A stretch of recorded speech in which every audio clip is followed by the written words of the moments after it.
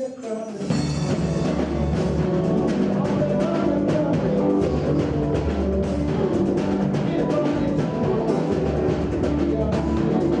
maestro Kojo Entry with his band adding finishing touches to the rehearsals ahead of Joy FM's Lovers Dinner Dance.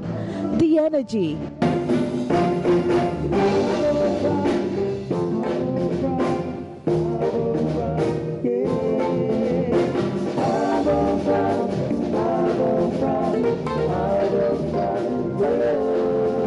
The soothing voice.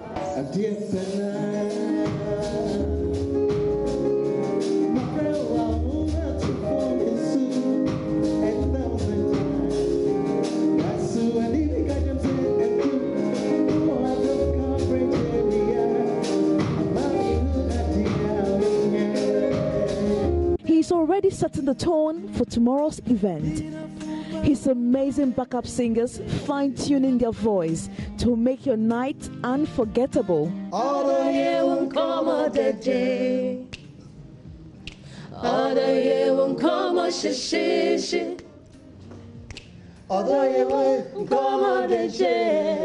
The drums, the guitars,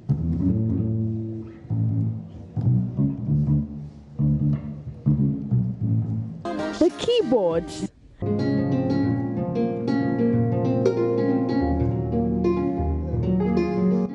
and finally, the instrument that connects with the soul, the saxophone.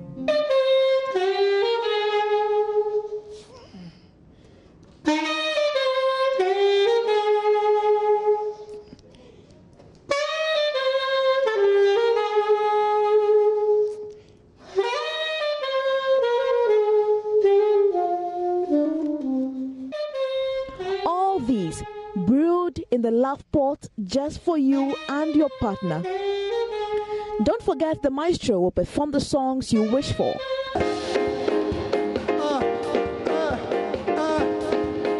Sorry. We are sorry.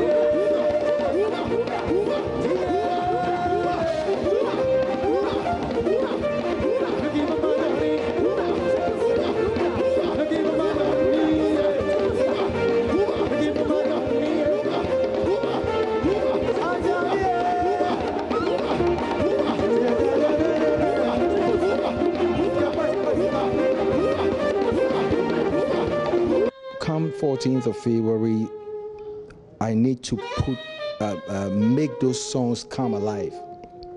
The words that are deep, people are now going to feel it, because I know that a lot of the songs are so deep that people don't get it. Sometimes you get it just from the surface, you know, and so Thursday, 14th of February is giving me the opportunity to mount the stage and do something different from what I've been doing all the time.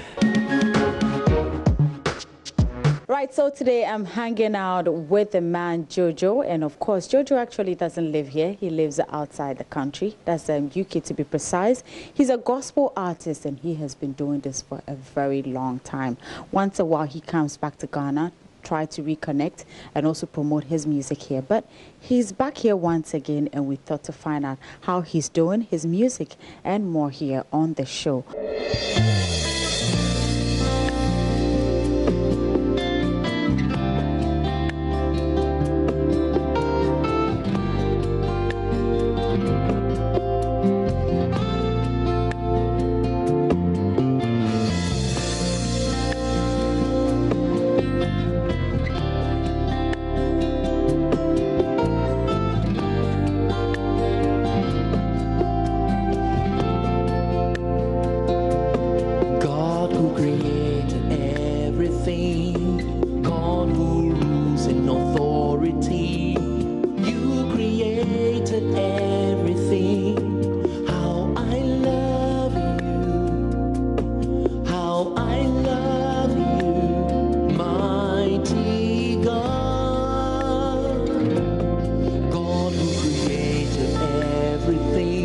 so welcome to Let's Talk Showbiz. Thank you, Doreen. It's great. It's a great pleasure to be here. Yeah, I know. I mean, we've been talking on phone. Yes. It's always, but Yes. now finally got to meet you. And actually, we're talking to Jojo, and I have his album here with me, looking all good. And it's titled Speak Lord. And so much of it, it has about 12 tracks on it. But first of all, how long have you been doing music? I've been doing it consistently for 30 years. Obviously, we're in 2019 now, so it's coming to 31 years now. So I've been in music ministry non-stop. And how has the journey been for you? It's been humbling. It's been a great blessing. Obviously, getting to travel to many countries and meeting people from different parts of the world is just humbling, and also being able to do the work of God. It's a privilege beyond description, really, to be called by God to be a servant through music. Yeah. Do you only do music, or you do other stuff? I do quite a few. God takes all the glory, and Christ is exalted. I'm the president of a men's network in the UK. It's called Sea Pals Network, and I mentor young men to become role models. We meet once a month, and I gather men from different parts of the UK in London, praying and offering counseling. I also speak in one of the dangerous prisons in London. It's called Wandsworth Prison, so I go there, have regular talks with prisoners, young men. I run my own radio show in London Sunday evening, and then also I write articles. Besides that, I speak in major events across the world, and obviously preaching. Also, I'm also the deputy Christian leader for the City of London, which is the square mile, i.e. Liverpool Street, St Paul's Cathedral, to anyone who knows UK quite well. And it gives me the opportunity to go into areas of government representing Christianity within the country. I've had the opportunity of meeting the Lord Mayor of London, who I sang as well. He was greatly blessed. I've done an extensive work with the Gideon's Bible. The Gideon's Bible is those small Bibles, blue ones. I know the president, so we do plans on how to distribute Bibles to different parts of the country.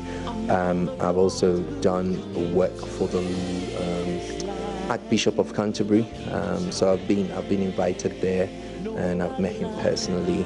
And then obviously the music, traveled to quite a few countries. I did a worship event in Portugal, which was great. Next week in the UK, I'm doing an international Christian military generals conference, and I'm the main worship leader. I would also be ministering in Brazil in the next couple of months, and then Jamaica. And these are not Ghanaians, these are not Africans. I'm getting an award next month to the glory of God. So it's been a blessing. God takes all the glory, and Christ is exalted.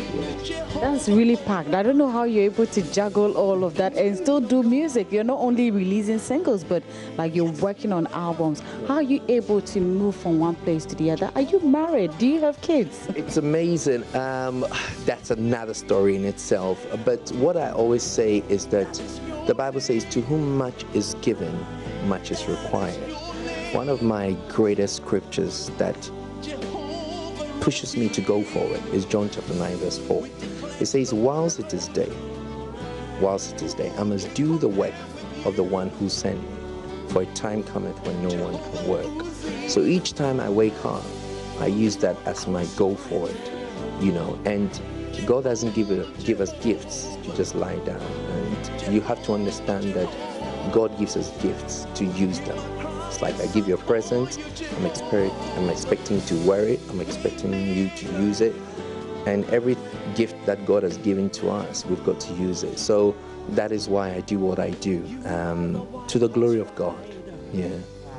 So, of course, we're in 2019. I know you've done quite a number of songs. But this year, what are your plans? What are you doing in terms of music?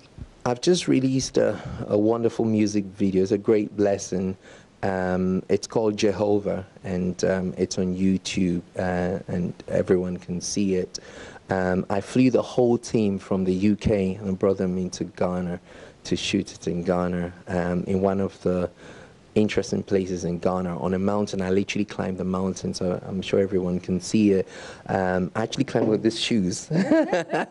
So it was one of the dangerous mountains, and I was trying to depict the supremacy and the jurisdiction of Jehovah, being God.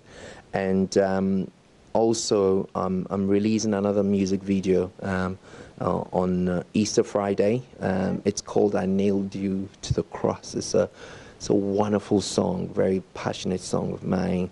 I'm releasing another music video again in August, which is from the album Speak Lord. The wonderful things that God is going to do through my life and through the music ministry. Someone said to me the other day, "You've been doing it for 30 years. I think, do you consider yourself as reaching your apex?" No, I consider myself as now starting, literally, because I was in the wilderness.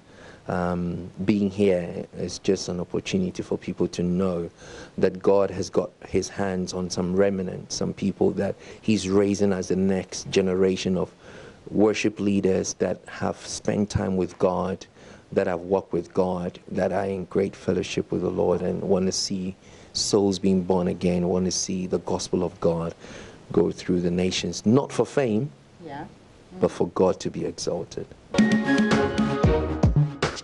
Do you get people hitting you up and saying, "Kwesi, we prefer that you don't talk about politics anymore"?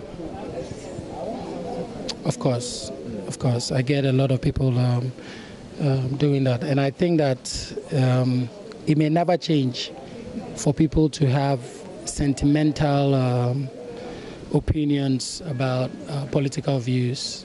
But I also, as an artist, also do not want to be boxed. Do you understand? We all represent so much, and I believe that you don't have to hide your political opinions to be loved. For Africa not to see wars and what we've seen happen to our continent, I should be able to know that you belong to this political party and love you. I think it's not real for you to, look at Nigeria. The video is supporting, and in that community, do you understand, he can still be loved. Why in another community, whatsoever goes down there? I am happy with my process and my growth and what I do with my music. We've produced amazing work, and which is doing amazing, and we see how it goes. So is this to say that the headlines going around that you said you regretted? It's false. I never said that. Anybody who read that article was disappointed by the headline. I've never regretted endorsing him. I don't think I'll regret endorsing him. He took over presidency and is stabilizing the country to lift it. Every government takes time to rise. 2 years might seem to you as forever when it's happening, but I think you should be given a chance.